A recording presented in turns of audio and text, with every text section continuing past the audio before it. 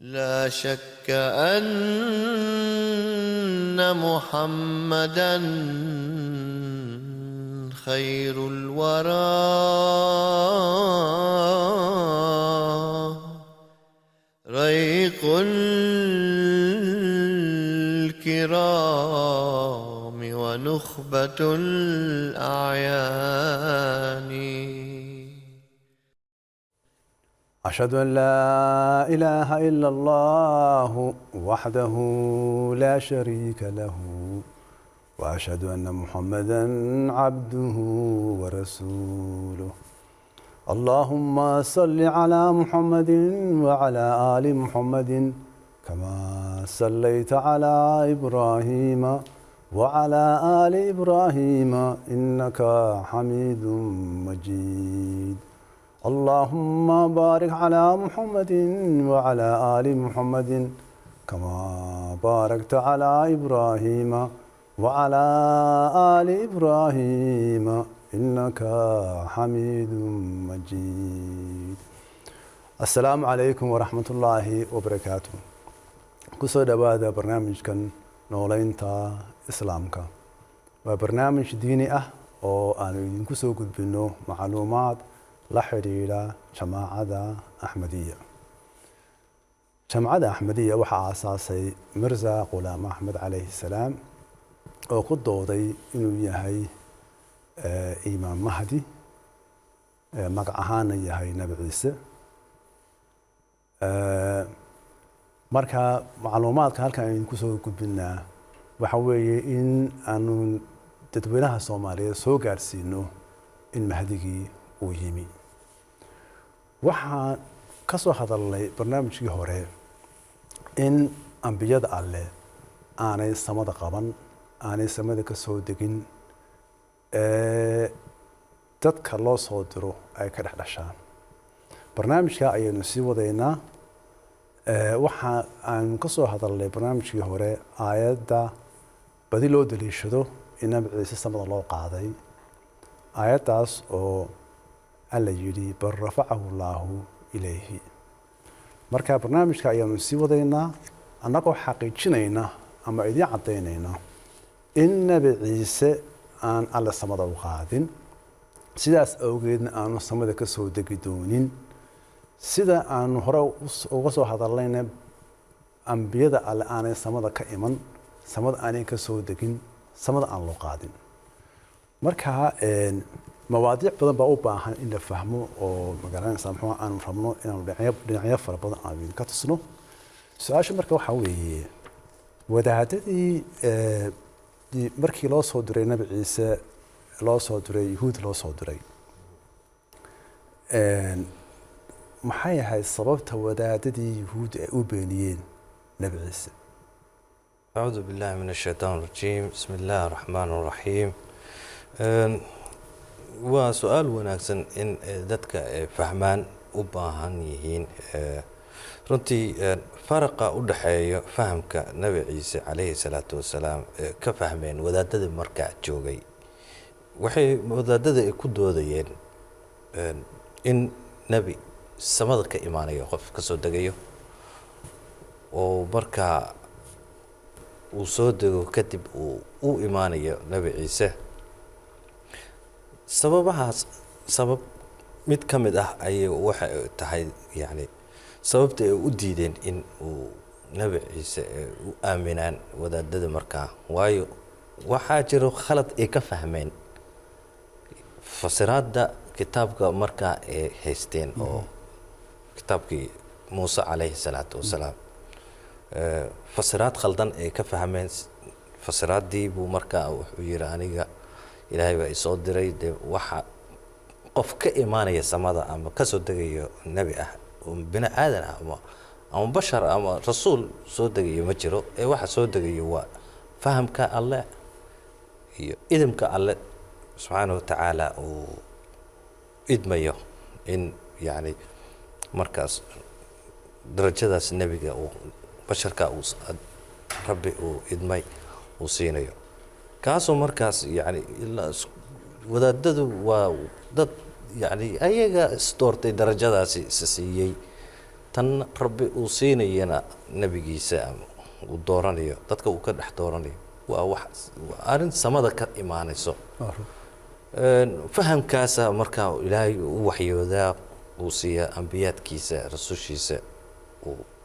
marka yani khaladkii ay ku dhaqmayeen iyo waxyaabaha ay caadaadka diinta ay ku lifaaqayaan ayuu u kala saaraya lahaa ama uu leeyahay arrintu waa sidaa ma aha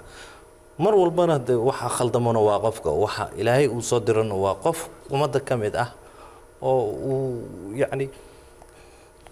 khaladaadka tusaya ay ku jiraan waaran waxa weeye sidaad sheegtay waxa weeye wadaadadu waxa weeye fahamkii si ay ka fahmeen kitaabka marka ay haysteen ayaa wuxuu waafiq waayay fahamka uu nabciisa ula yimid waxa weeye marka ilaahay uu qof u soo dirayo uu dad u soo dirayo waxa weeye mar dadku ay lumeen oo kitaabkii ay haysteen ay ka fogaadeen oo ay baadiyoobeen baa ilaahay qof u soo diraa nebi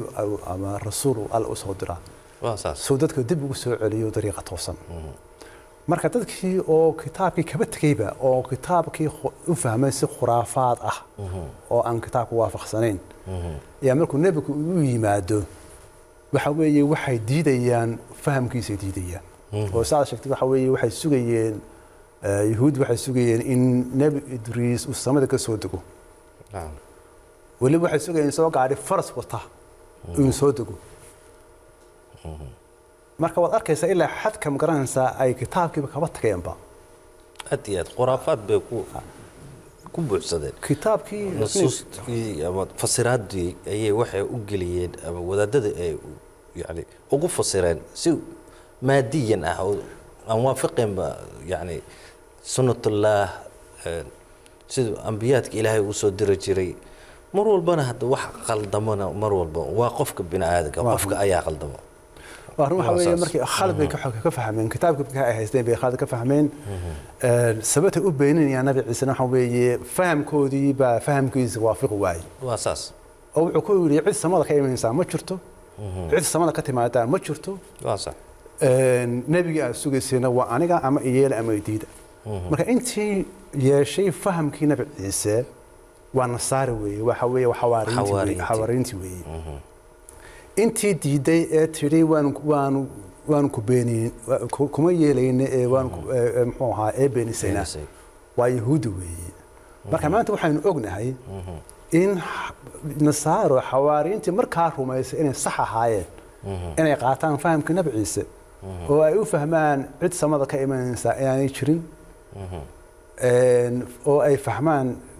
soo degistu saad sheegtay inuu ahaa waxa soo degaa waxa weeye waa idanka iyo amarka alla weeye waa saas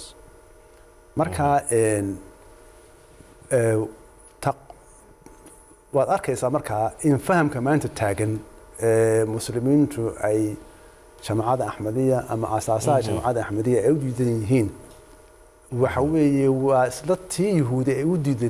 ku diiday nabi ciise weeye oo wadaadada maanta joogaa waxay leeyihiin sidee buu u noqon karaa magac ahaan nabi ciise ama uu u noqon karaa imaam mahdi marka nabi ciise aanu samada ka soo degin marka waxa weeye waa tii yahuudi shalay ay ku diiday nabi ciise ayaa maanta taagan waxaa soo baahan in la fahmo ambiyada alloo dhan inay marfuuc yihiin inta kor alle kor u qaaday marfuucu waxa weeye qof alle dhawaystay waa qof alle ama addoon alle maqaam ahaan iyo darajo ahaan alle dhawaystay weeye ka alla ayaa kor u qaaday macnaheedu waxa weeye alle ayaa dhawaystay maaha qofku inuu ilaahay intuu ka qaado meel uu samada geenaya maaha yani qof dhar gashan oo kaba gashan ilaahay samada ma geeyo waxa weeye bani aadamku halkan buu ku nool yahay halkan buu ku dhintaa waxa kor loo qaadaa waa ruuxa qofka weeye marka inay saa tahay ayaa aayadaha quraanka ah ee muxuu ahaa fahamkan waafaqsan aan idin akhriyayna waxa ilaahay yidhi acuudu billaahi min ashaytaani rajiim wa rasuulkeena muxamed sallallahu alayhi wasallam ilaahay wuxuu yidhi warafacnaa laka dikrak waa suuradda waxa weeye al-inshiraax aayadda shanaad weeye markay rasuulkeena Muhammad sallallahu alayhi wasallam baa ilaahay leeyahay kor baan ku qaadnay xuskaagaan kor u qaadnay weeye maaha in qof ahaan samo loo qaaday maaha waxa kale oo aynu ka soo hadalnay in badan nabi Idris oo alla yiri kor baan u qaaday marka nabi Idris maxay ilaahay yiri suurada Maryam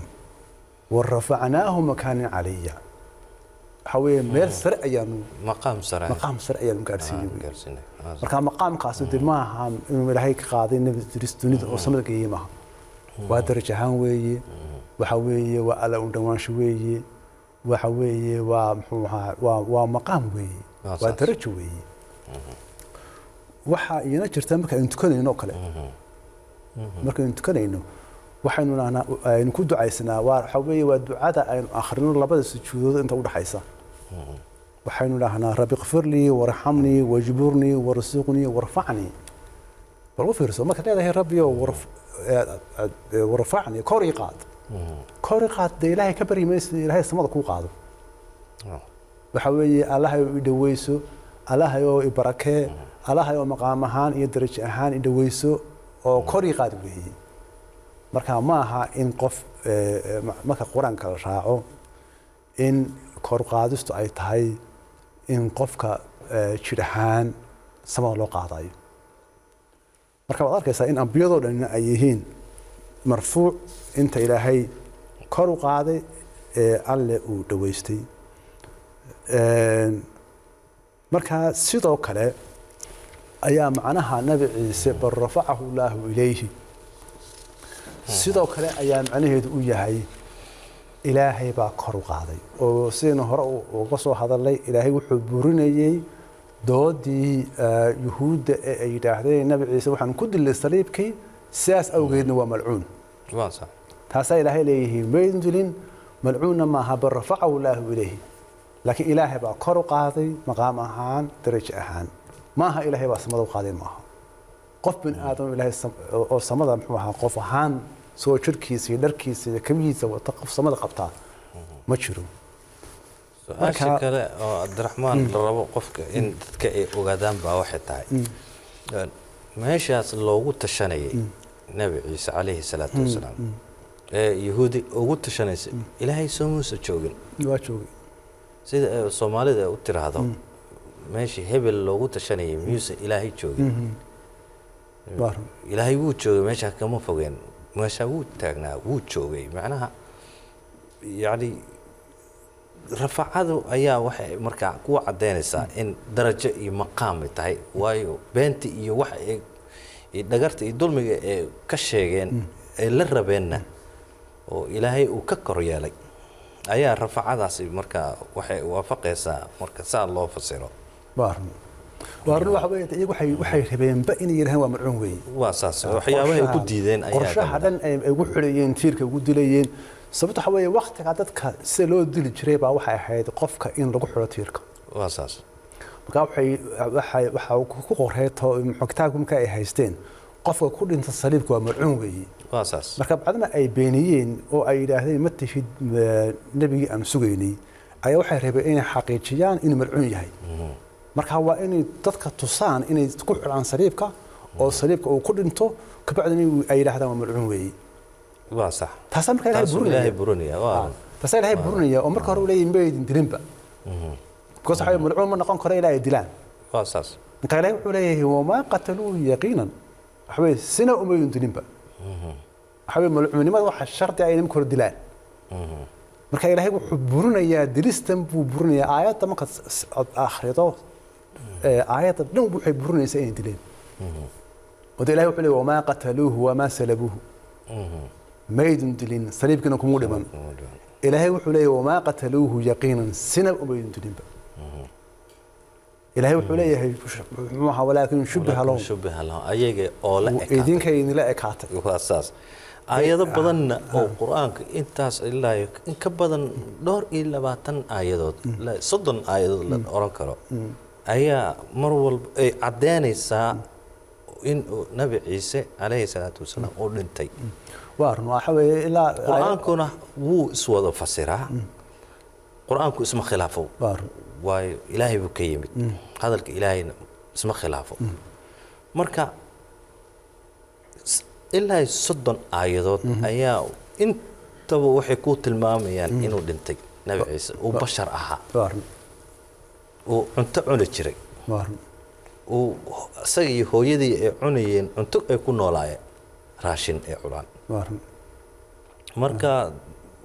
waa wax khilaafayo arinka samada uu ku nool yahay 2,000 oo sano in ka badan miyaan soon laga rabin salaad xagee uu sii jeesanayaa qibladiisa noqonaysaa miyaan sadaqa laga rabin su'aalo badan soo galayo hatta mar raba dadka inay maskaxdooda ay ka shaqeysiyaan ay isweydiiyaan waayo qof walba ilaahay wuxuu yiri asagan kula xisaabtamaya ilaahay wuu joogaa ilaahay sidii uu waagaas dadka oo u hadeyn jiray oo maantana u hadeeyaa ilaahay qofka ma dayaco qofka asaga is dayaca ilaahay waa xay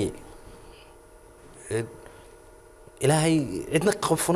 qof kale kama xigo ilaahay subhanahu wa ta'ala waayo waxay ka xagsiyeen bashar inuusan ahayn bay waxay yiraahdeen bashar maaha maadaama uu bashar ahayn bini aadan maaha waayo meeluusan qof bini aadan ku noolaan karin uu ku nool yahay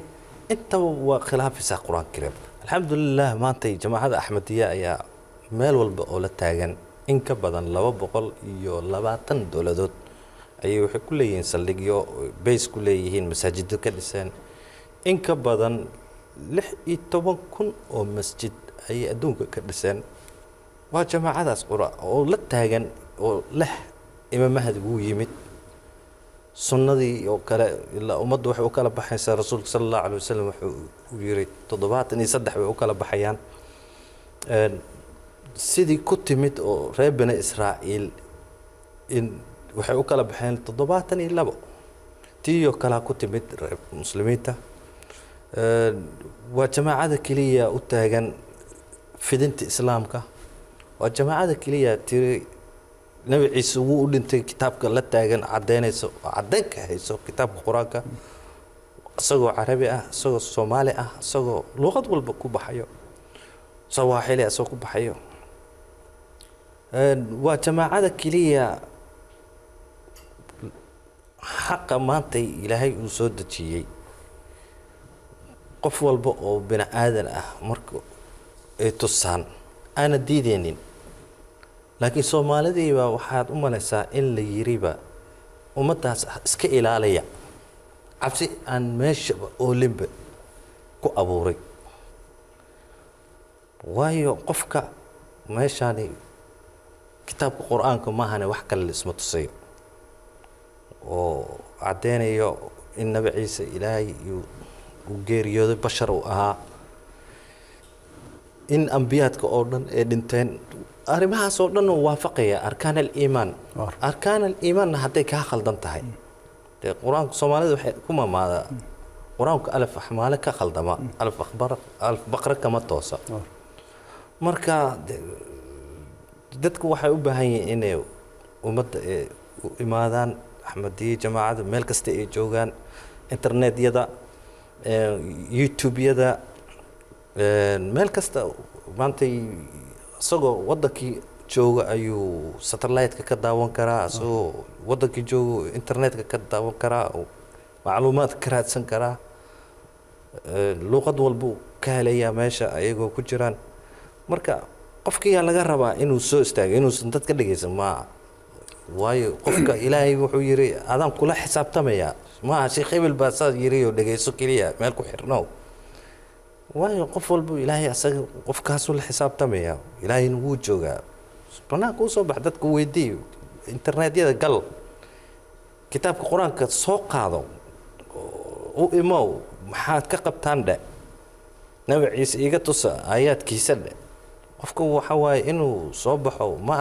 muslim cabsanay xagee lagu arkay ma jiro marka waxba khaldan warinta waxa weeye barnaamijkan aan halkan muxuu ahaa aan idinku soo deeyno waxaan isku dayeynaa waxa weeye in aanu idin soo bandhigno fahamka saxa ah ee waafaqsan kitaabka quraanka arrinta nabi ciisena waxa weeye sida barnaamijyadii hore aanu ka soo hadalnay waa fura weeye haddii qisada nabi ciise aad fahantaan wax badan baa idiin furmaya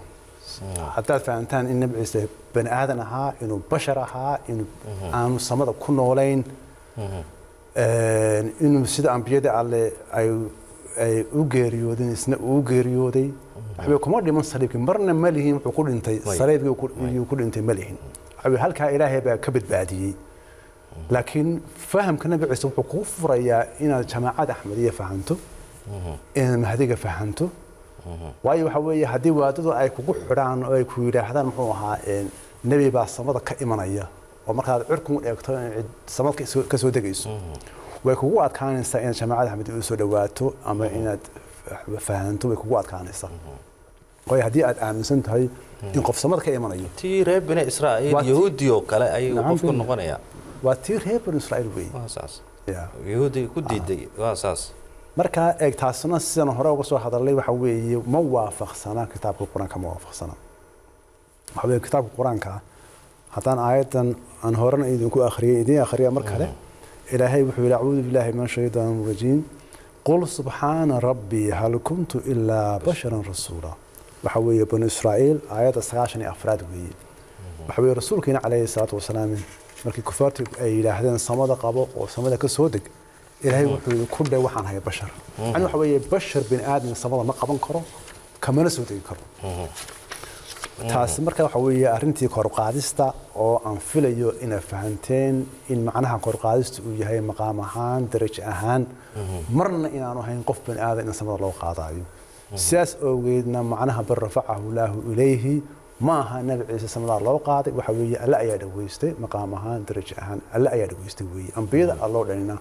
وحوي ومرفوع وي صح وداده قار أيا وحي كودودان markay rabaan dadka inay ka dhaadhiciyaan nabi ciise inuu samada ka soo degayo waxay yiraahdaan waa rasuulkeenu yiri calayhi salaatu wasalaam uu soo degaya oo axaadiis baa jira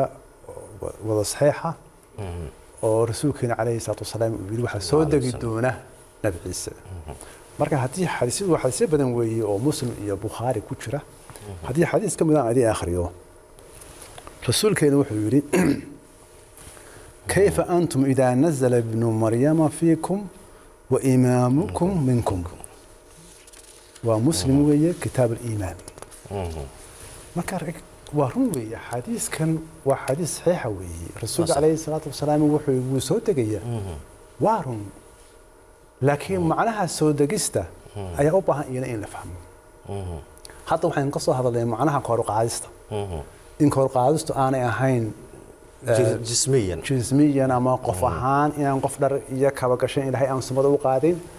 أكور قادست أي تهاي مقام يدرجوا. صح. حتى لو حوبها إن فهمنا معناها سودجست. محيط هاي رسولك عليه الصلاة والسلام وروي حديث قصة حديث صحيح وي. رسولك هو سودجية. لكن معناها سودجست هو محي. بقصة حبي القرآن كأي حديث ما خلافان.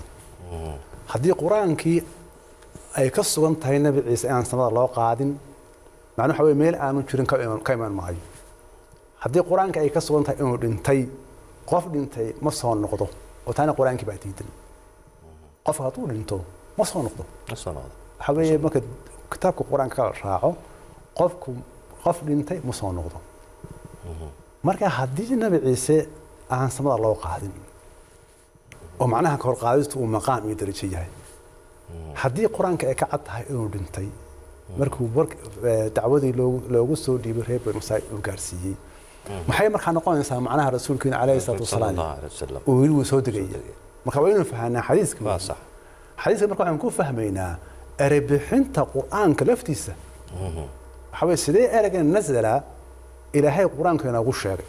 waa saas marka aayadaha inoo macnaynaya macnaha nazala عن القرآن كيدين كآخره مثلا واحد كامدا وسورة الحديد ويجي إلهي وحي أعوذ بالله من الشيطان الرجيم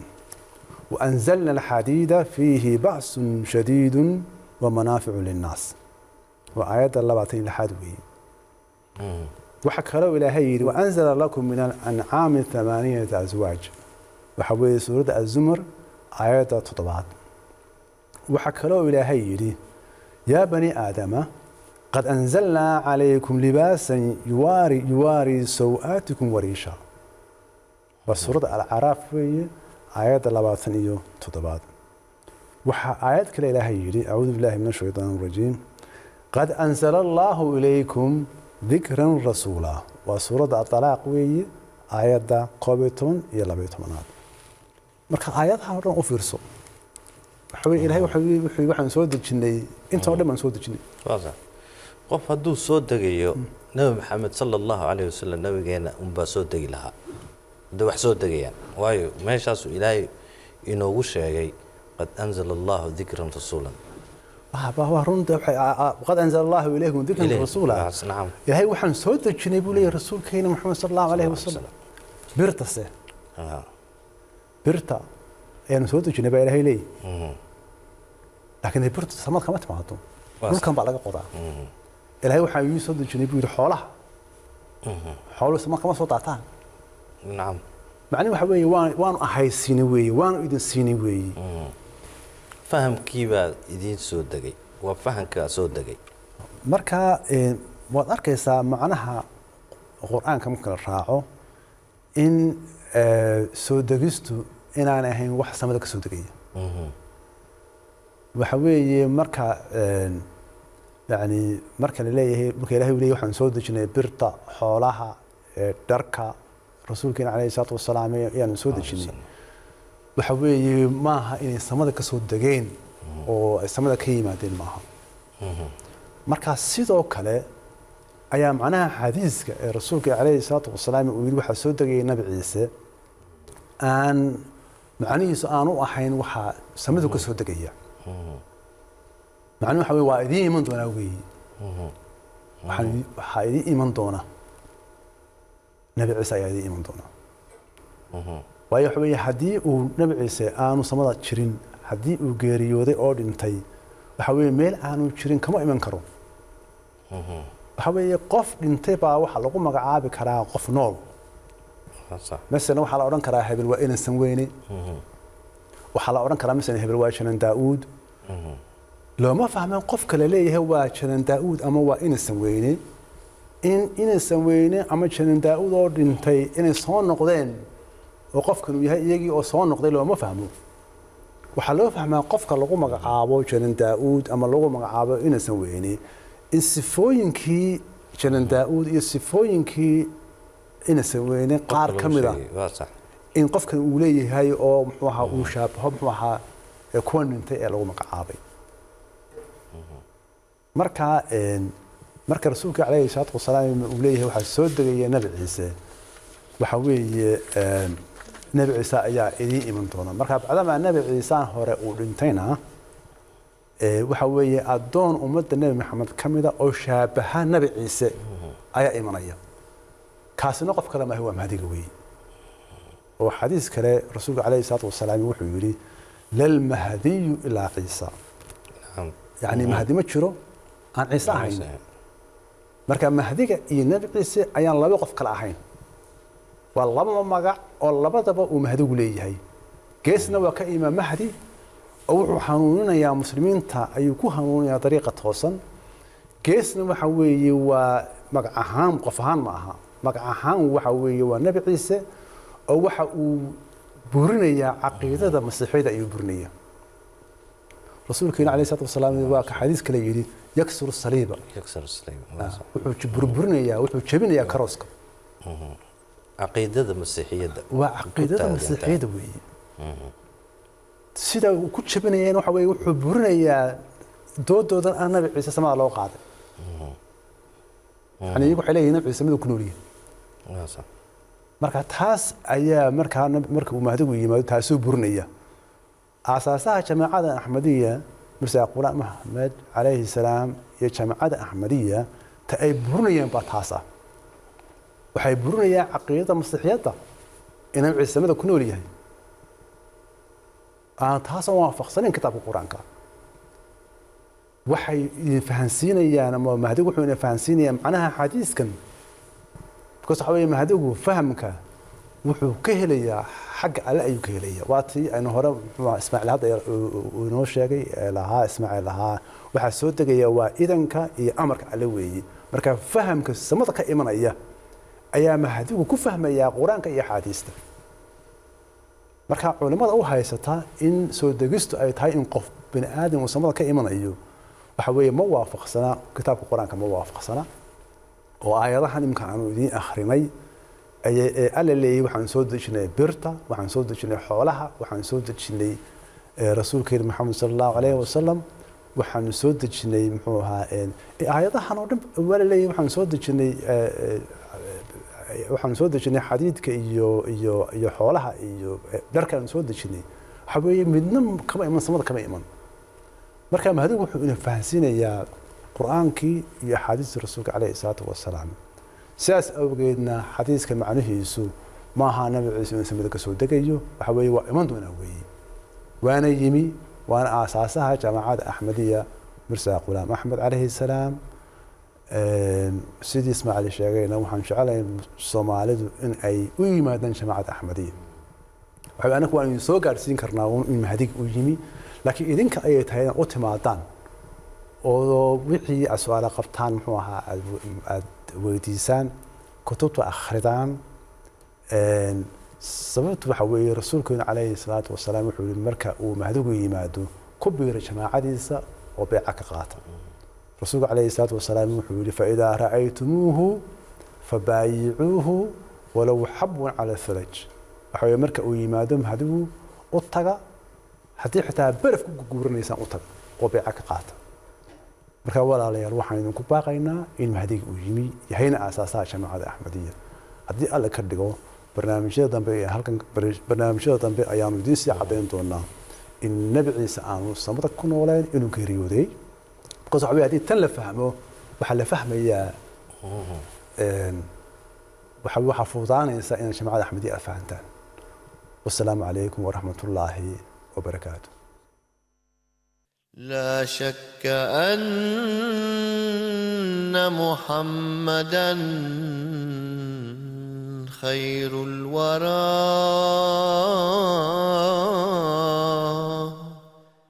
ريق